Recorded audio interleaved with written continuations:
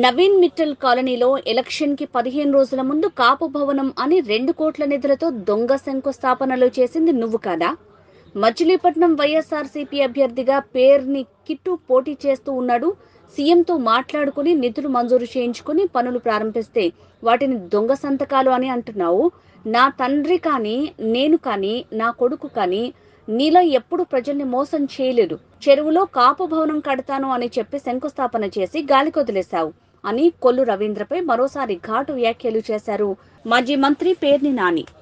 బందరు మాజీ శాసనసభ్యుడు వైఎస్ఆర్ కాంగ్రెస్ పార్టీ తరఫున రేపు పోటీ చేయబోయేటువంటి ఎమ్మెల్యే అభ్యర్థి పేర్ని కృష్ణమూర్తి జగన్మోహన్ రెడ్డి గారు అనుమతితో నిధులు తెచ్చుకుని ఆ నిధులు శంకుస్థాపనలు చేస్తుంటే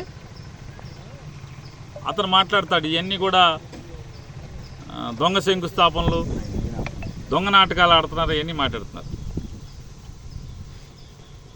నాడు పేర్ని కృష్ణమూర్తికి కానీ, లేదా ఆ పేర్ని కృష్ణమూర్తి కొడుకు పేర్ని నానికి కానీ, లేదా ఆ పేర్ని నాని కొడుకు పేర్ని కృష్ణమూర్తికి కానీ ఉన్నది చెప్పటం, చేయగలిగేది చేయటం తప్పితే మోసం చేయటం, దగా చేయటం, మేము చేయని పనుల్ని మేము చేశామని చెప్పుకోవటం, లేకపోతే ఏదైనా నేనే చేశానని చెప్పటం. సూర్యుడు నామూలంగానే లేవుస్తున్నాడు రోజు, చంద్రుడు నామూలంగానే పైకి వస్తున్నాడు, సూర్యుడు దిగేది నామూలంగానే.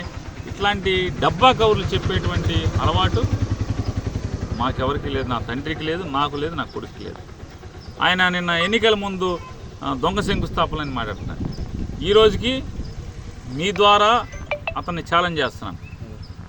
పేర్ని కృష్ణమూర్తి ఎవరైతే రేపు ఎమ్మెల్యేగా పోటీ చేస్తున్నాడో వైఎస్ఆర్ కాంగ్రెస్ పార్టీ తరఫున ఫ్యాన్ గుర్తు మీద అతను చేసే ఏ శంకుస్థాపనైనా, పని మొదలెట్టేదైనా మొదలుపెట్టిన తెల్లారి ఈరోజు పని అక్కడ జరుగుతుందా లేదా ఒకసారి చూసుకోమని విలేకరులకు కూడా చెప్తున్నాను. చూసుకోండి, మీరు ఎవరైనా ఏ ఛానల్ అయినా చూసుకోవచ్చు. ఆంధ్రజ్యోతి టీవీ 15/2/2019 ఎన్నికలు ఇంకా అంటే ఎలక్షన్ కోడ్ ఇంకొక 15 రోజుల్లో వస్తుందనగా, 15-20 రోజుల్లో వస్తుందనగా కాపు కళ్యాణ మండపం, కాపు భవనం అంట కొండపల్లి సోమయ్య గారి పేరు మీద. అంటే ఈ మున్సిపాలిటీకి ఎన్నో సేవలు అందించినటువంటి కొండపల్లి సోమయ్య గారిని అవమానం చేసావా?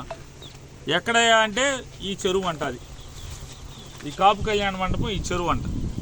ఆ చెరువులో 2 కోట్లు పెట్టి శంకుస్థాపన చేసి అన్నాడు. ఏది బిల్డింగ్, ఏది, ఎవరిది దొంగ నాటకాలు, ఎవరిది దొంగ శంకుస్థాపన, దగా శంకుస్థాపన ఎవరిది? ఇట్లాంటి దగాలు చేసి ఏదో రకంగా ప్రజల్ని మాయ చేద్దాం, ఏదో రకంగా ఓటేసుకుంటే చాలే అనేటువంటి ఆలోచన సరళి ఎవరిదనేది. ఇది ఇంకటితో అయిపోలేదు.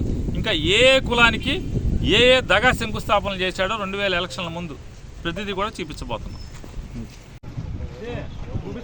మీకు ఆ టైంలో అక్కడ ఒక పాకు ఉండేది, యాదవులు ఆయనకి నోటీస్ ఇచ్చి ఆయన పట్ట రద్దు చేసి భూమి లాక్కున్నట్టు ఏదో కర్రలు ఉన్నాయి చూసారా, నాంచారు ఏం చెప్పింది యాదవులు ఆయన బలవంతంగా ఇల్లు పడేశారు. బొర్రా నాంచారు చిలకలపూడి యాదవులు ఆయన ఈ శంకుస్థాపన దిమ్మ చేస్తా బలవంతంగా ఇల్లు పడేశారు. అక్కడ ఉండేవాడు పాపం.